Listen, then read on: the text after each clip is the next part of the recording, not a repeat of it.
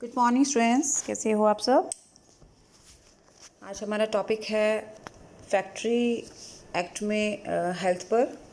तो हम बात करेंगे वर्कर्स की हेल्थ के लिए फैक्ट्रीज़ में क्या प्रोविज़न बनाने का प्रावधान है हमारे फैक्ट्री एक्ट में, यानी किस तरीके के रूल्स जो हैं वो फैक्ट्री एक्ट हमें बताता है।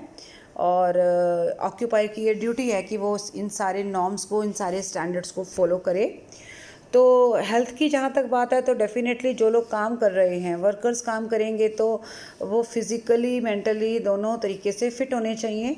और ये देखना ऑक्यूपायर की ड्यूटी है कि उनके हेल्थ के पॉइंट ऑफ व्यू से कोई भी इस तरीके की एक्टिविटी ना हो रही हो, या इस तरीके का मटेरियल इस्तेमाल ना हो, या वहाँ का जो भी एनवायरनमेंट है, जो सराउंडिंग्स है, जैसे अगर जहाँ पर वर्कर्स का बैठना है, उठना है, मशीनरी पर काम करना है, और जो आर्टिकल्स वो इस्तेमाल करता है, जितने घंटे वो काम करता है, वो सारी चीज़ें वर्कर्स के पॉइंट ऑफ व्यू से परफेक्ट होनी चाहिए।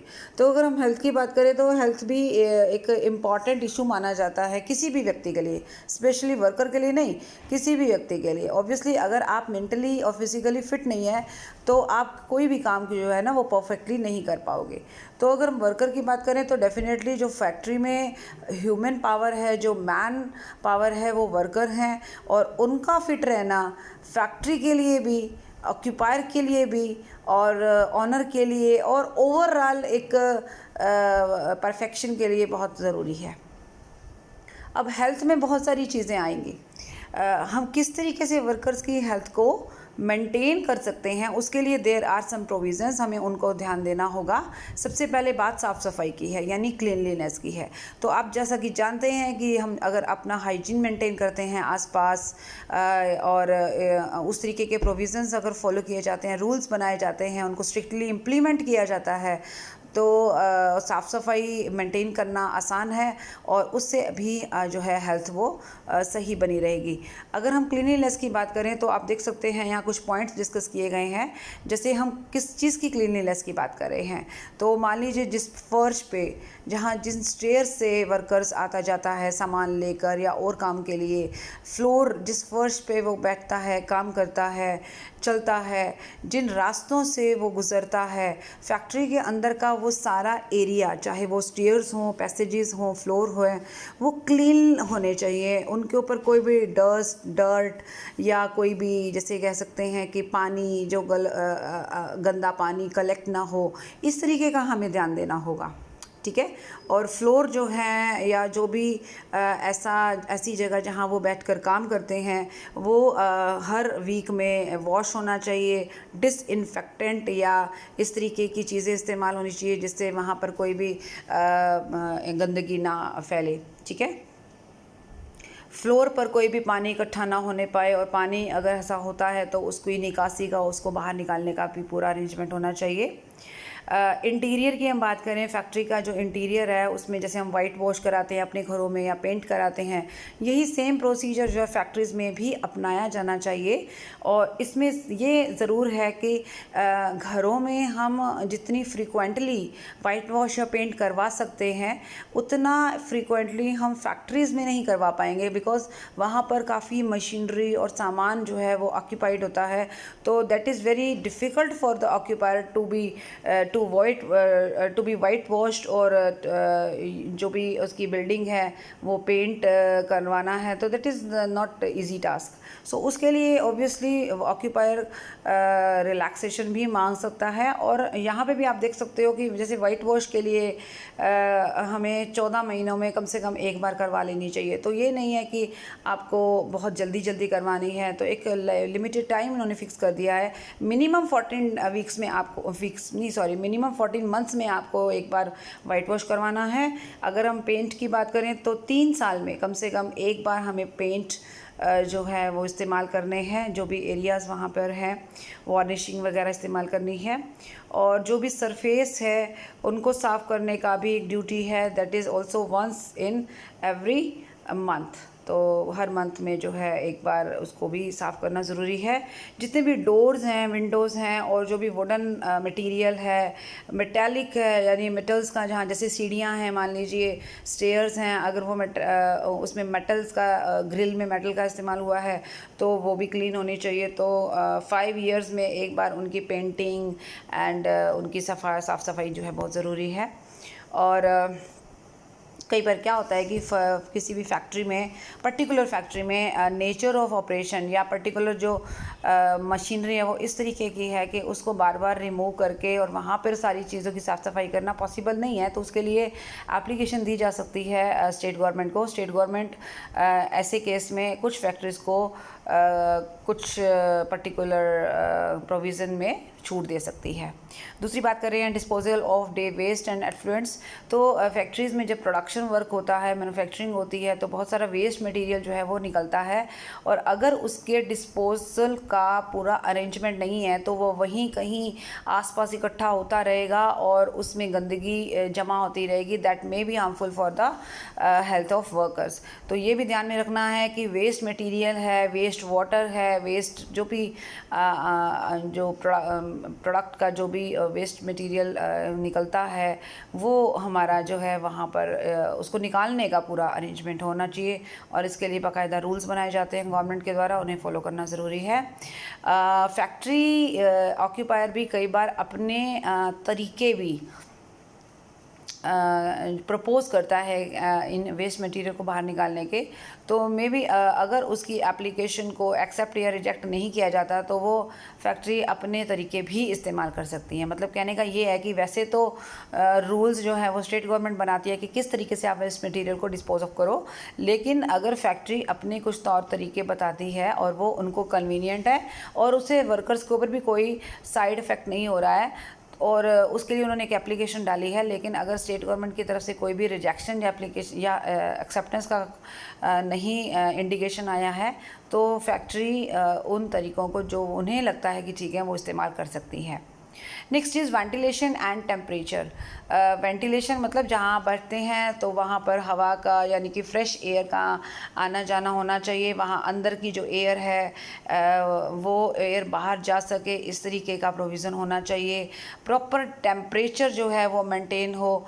देखिए किसी भी व्यक्ति को काम करने के लिए, और वो भी अगर वो किसी बंद सरफेस में काम कर रहा है तो वहाँ पे भी उसको एक पर्टिकुलर टेम्परेचर पर ही काम करने की परमिशन होनी चाहिए, क्योंकि एक लिमिट से ज़्यादा टेम्परेचर या एक लिमिट से कम टेम्परेचर पे वो उनकी हेल्थ के लिए जो है अच्छा नहीं होता। सिमिलरली अगर हम वेंटिलेशन की बात करें तो भी अगर आप फैक्ट्री के अंदर काम कर रहे हो, क्योंकि फैक्ट्री के अंदर बहुत सारे केमिकल्स भी निकलते हैं, बैड एयर जनरेट होती है, तो उसको बाहर निकालने का प्रोविज़न भी प्रॉपरली किया जाना चाहिए। तो एक टेम्परेचर मेंटेन करने का सिस्टम होना चाहिए। ऑक्यूपायर को आदेश दिए जा सकते हैं कि वो ऐसी सभी लोकेशंस पर थर्मामीटर सेट करे ताकि उससे टेम्परेचर चेक किया जा सके। और कई बार ऐसा भी होता है कि फैक्ट्री के कुछ पार्ट्स में ऐसी मशीनरी लगी है जहाँ या ऐसा काम हो रहा है जहाँ पर ज़्यादा हीट जनरेट होती है, तो उस पार्ट को दूसरे पार्ट से सेपरेट किया जाना चाहिए और वहाँ उन्हीं वर्कर्स की ड्यूटी लगाई जानी चाहिए जो बिल्कुल फिज़िकली फ़िट हैं और बाकायदा उनकी एग्ज़ामिनेशन हो चुका है, उनका मेडिकल हेल्थ चेकअप हो चुका है, उसके बाद ही उनको वहाँ पर काम के लिए परमिशन मिलनी चाहिए। चीफ इंस्पेक्टर को अगर ये लगता है कि कुछ और बताने की ज़रूरत है ऑक्यूपायर को, तो वो अपने डायरेक्शन जो है वो दे सकता है। डस्ट एंड फ्यूम की बात करें तो ये भी ऑब्वियस बात है कि इन चीज़ों से भी हमारी हेल्थ पर जो है असर होता है। It is also harmful for us. तो फ्यूम है, जैसे मान लीजिए जो भी अंदर एनर्जी का इस्तेमाल हो रहा है उससे कोई धुआं निकल रहा है, तो उस धुएँ की निकासी के लिए, उसको बाहर निकालने के लिए क्या इंतज़ाम किए गए हैं। जब हम कोई मैन्युफैक्चरिंग प्रोसेस में देखते हैं तो हमें पता लगता है कि वहाँ से कई तरीके के मटेरियल जो बहुत ही बारीक है, जिसे आप डस्ट की फॉर्म में कह सकते हो, वो भी क्रिएट होते हैं। That is also injurious to our health. So उनकी अगर हम इनहेल करते हैं तो वो हमारे अंदर जाते हैं और वो हमारी बॉडी को नुकसान पहुँचा सकते हैं। तो जो वर्कर वहाँ काम करते हैं उनके लिए काफ़ी ख़तरनाक होता है। ठीक है, वो डिपेंड करता है कि वहाँ किस तरीके का कामकाज हो रहा है, किस तरीके का आर्टिकल इस्तेमाल हो रहा है, किस तरीके की मशीनरी है, किस किस लेवल पर धुआं निकलता है, और वर्कर उसके कितनी दूर कितने पास बैठकर काम करते हैं, ये सारी चीज़ें जो हैं वो ध्यान में रखने लायक हैं। ठीक है। उसके अंदर अगर कोई भी इस तरीके का इंजन या कोई भी बर्निंग जो है वो बर्निंग क्रिएट करने वाला कोई इंस्ट्रूमेंट मशीनरी का जो है वो सेटिंग की गई है, तो वो भी ध्यान में रखना चाहिए कि वहाँ पर स्पेशली इस बात पर फोकस किया गया हो कि वो जितना भी स्मोक है वो सब ओपन एयर में जाए, ताकि ओपन प्लेस में जाए, ताकि वहाँ बैठे वर्कर्स को नुकसान ना हो। राइट। नेक्स्ट है हमारा artificial humidification.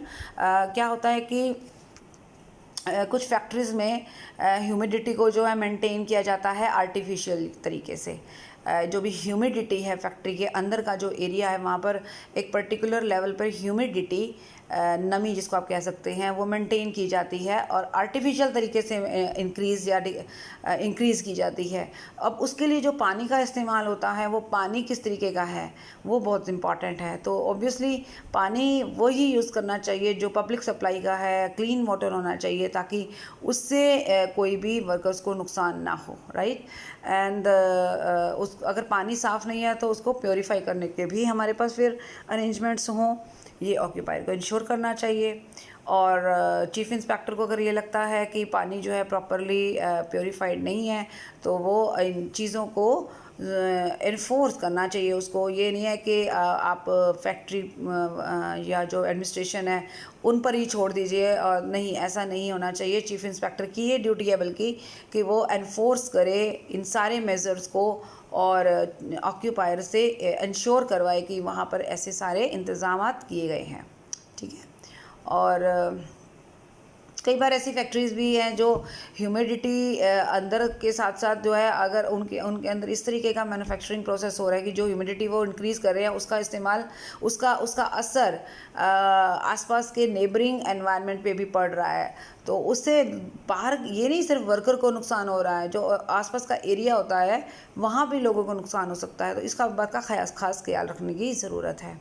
Next is over crowding मतलब ये है कि जब भी वर्कर काम करते हैं तो अब एक रूम का जो स्पेस है, तो मान लीजिए एक रूम में अगर 10 आदमी काम कर सकते हैं और अगर हम उस पर 50 वर्कर को बिठा देते हैं तो it is not good and it is not perfect कि आप वर्कर जो हैं वो फिट होकर और बिल्कुल कंफर्टेबल होकर काम कर पाएंगे। नहीं, हमें उन्हें थोड़ा सा कंफर्ट अवेलेबल कराना होगा। तो कम से कम जिस जगह बैठे हैं या खड़े होकर भी काम कर रहे हैं तो उनका जो एरिया है आसपास का, उनको खड़े होने की, उनको बैठने की प्रॉपर स्पेस तो देंगे कि नहीं देंगे। राइट। तो 14.2 क्यूबिक मीटर एटलीस्ट कह रहा है, कम से कम 14.2 क्यूबिक मीटर का स्पेस हर वर्कर को मिलना चाहिए। मतलब कहने का कि जब भी वो काम करेगा, बैठेगा, जहाँ पर भी वो काम कर रहा है तो उसके आसपास 14.2 क्यूबिक मीटर का सरफेस फ्री होना चाहिए। ठीक है। और जब ये एक्ट लागू नहीं हुआ था तब ये रेंज 9.9 तक थी।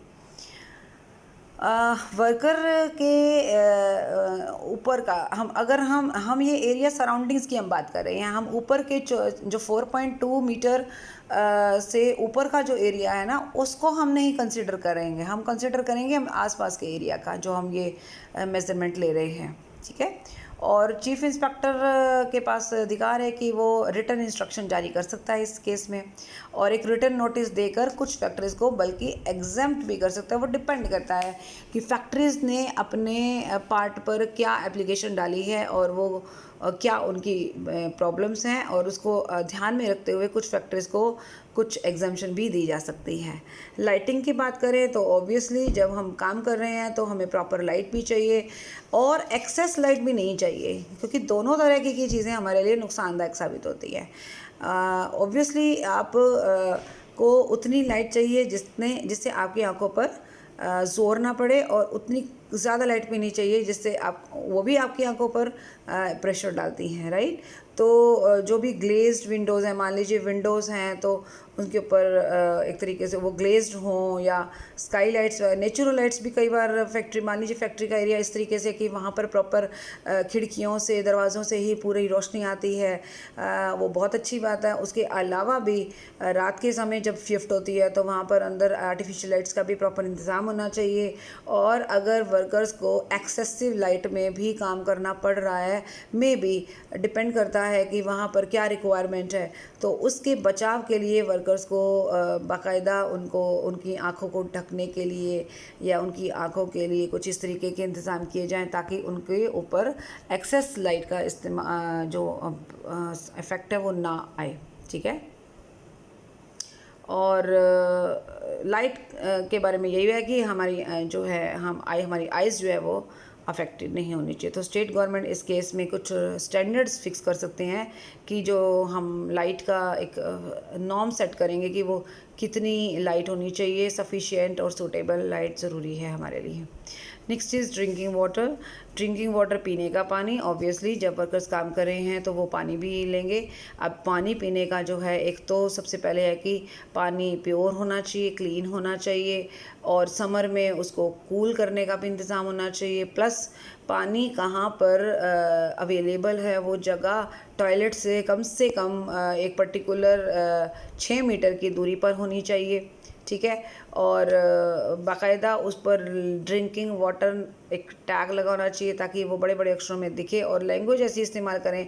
हमेशा हमें इस बात का ध्यान रखना है कि फैक्ट्री में क्योंकि वर्कर्स ज़्यादा पढ़े लिखे नहीं होते, तो हमें कोई ऐसी लैंग्वेज नहीं इस्तेमाल करनी जो वो समझ ना पाएँ। हमें उनकी ही लैंग्वेज में इस तरीके के नोटिस बोर्ड या फिर जो भी हम बताना चाहते हैं, इंडिकेट करना चाहते हैं, वो लगाने चाहिए। तो ये पानी का सीन हो गया। नेक्स्ट इज़ टॉयलेट्स की अगर हम बात करें तो टॉयलेट्स का स्थान जो है ऑब्वियसली पीने के पानी की जगह से दूर, दूसरी बात जहाँ वो काम कर रहे हैं वहाँ से एक सफिशिएंट डिस्टेंस पर होना चाहिए, क्योंकि ऑब्वियसली एक हाइजीन भी मेंटेन करना होता है। और जितना जहाँ आप काम कर रहे हैं, जो वर्क प्लेस पे काम कर रहे हैं, और अगर टॉयलेट्स का हाइजीन और वर्क प्लेस के हाइजीन में ऑब्वियसली डिफरेंस रहेगा। इसीलिए कई बार क्या होता है कि टॉयलेट्स जो हैं वो अटैच्ड हैं अगर रूम्स के साथ, तो ये ध्यान में रखना चाहिए कि वहाँ पर प्रॉपर वेंटिलेशन और प्रॉपर जो है वो एक तरीके से हाइजीन मेंटेन किया गया हो। और दूसरा जो है ओपन स्पेस, मतलब आसपास ज़्यादा होना चाहिए ताकि उस तरीके की प्रॉब्लम्स ना आएँ और प्रॉपर हाइजीन मेंटेन कर सकें। ठीक है। स्वीपर्स जो है उसकी साफ़ सफाई नियमित तौर पर करें, और जहाँ पर 250 वर्कर से ज़्यादा काम कर रहे हैं वहाँ पर ये भी देखना है कि जो भी टॉयलेट्स हैं वो उनमें सैनिटरी सिस्टम बिल्कुल परफेक्ट है, और उनकी जो सरफेस है, जो दीवारें हैं, उनके ऊपर बाकायदा टाइल्स हैं, स्मूथ सरफेस होना चाहिए, स्लिपरी नहीं होना चाहिए। उनमें जो पानी है वो भी सफिशिएंट हो। डिटर्जेंट्स का, डिसइंफेक्टेंट्स का इस्तेमाल किया जाए समय समय पर। मेल फीमेल के लिए टॉयलेट्स अलग होने चाहिए, उसके ऊपर भी बाकायदा लिखा जाना चाहिए। और उसके अलावा फिर गवर्नमेंट चाहे तो इसके बारे में अलग से इंस्ट्रक्शन भी जारी कर सकती है। स्पिटॉन्स की बात करते हैं क्योंकि वर्कर्स अगर कहीं इधर उधर स्पिटिंग करते हैं तो that is also not hygienic, और इसके लिए उनको बाकायदा फ़ाइन भी किया जाता है 5 रुपीज़ तक का, अगर वो साफ़ सफाई का ध्यान नहीं रखते हैं। और नोटिस बाकायदा एक नोटिस बोर्ड पे लगाया जाएगा, और सुटेबल प्लेसेस पर स्पिटॉन्स, मतलब एक जो इस तरीके के इस्तेमाल किए जाने वाले जो चीज़ें हैं वहाँ रखी जाएं ताकि वर्कर्स इधर उधर ना स्पिटिंग करें। ठीक है। सो अदरवाइज़ उनको जो है फिर पेनल्टी भरनी पड़ेगी। तो ये बात सिर्फ ऑक्यूपायर पे ही लागू नहीं होती है कि वही साफ़ सफाई का ध्यान रखे, वर्कर्स के पार्ट पे भी ये बहुत सारी चीज़ें हैं जो रिस्पॉन्सिबिलिटी उनको भी लेनी पड़ेगी, क्योंकि उन्होंने ही वहाँ काम करना है। तो अगर वो अपने आसपास साफ़ सफाई रखेंगे, कोशिश करेंगे, रूल्स को फॉलो करेंगे, तो तो क्या होगा कि दोनों पार्टीज मिलाकर एक हेल्दी एनवायरनमेंट वहाँ पर क्रिएट होगा। ठीक है। तो ये सारे जो प्रोविज़न्स थे वो हमारे यहाँ पर किस चीज़ को लेकर थे, हेल्थ को लेकर थे। ठीक है, सो आज इस वीडियो में इतना ही। नेक्स्ट वीडियो में हम सेफ्टी पर बात करेंगे। Thank you so much, bye bye, take care.